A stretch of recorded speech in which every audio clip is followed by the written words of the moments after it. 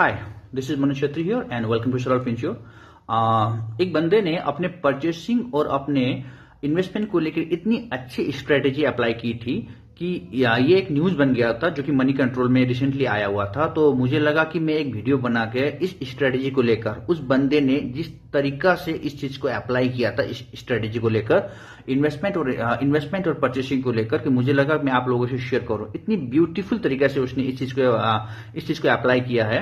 एक बंदे को क्या करना था, घर खरीदना था। उस घर का वैल्यू था 10 करोड़ रुपया।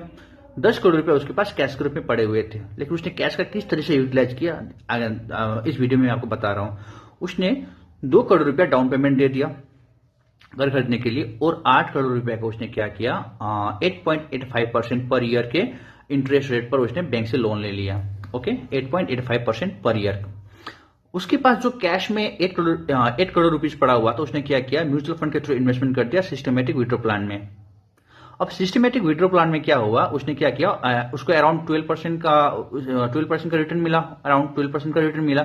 सिस्टमेटिक विड्रॉ प्लान में क्या होता है कि आपको हर एक महीना एक अमाउंट, जितना आप चाहते हैं उसी हिसाब से एक अमाउंट क्या आपको मिलता रहता है।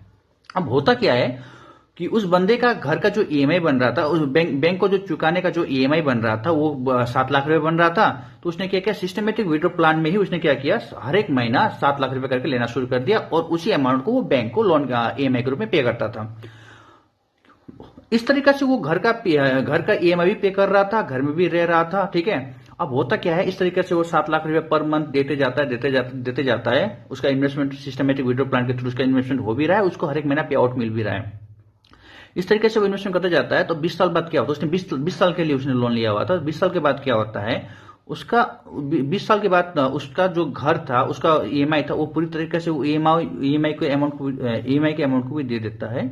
और क्या होता है कि उसका जो वैल्यू था, उसने जो 8 करोड़ रुपए इन्वेस्टमेंट किया था, 20 साल के बाद उसका वैल्यू भी बढ़ के 10 करोड़ 50 लाख रुपए हो चुका होता है। ठीक है, इतनी ब्यूटीफुल तरीके से उसने इस स्ट्रैटेजी को अप्लाई किया था कि मुझे बहुत अच्छा लगा ये स्ट्रैटेजी।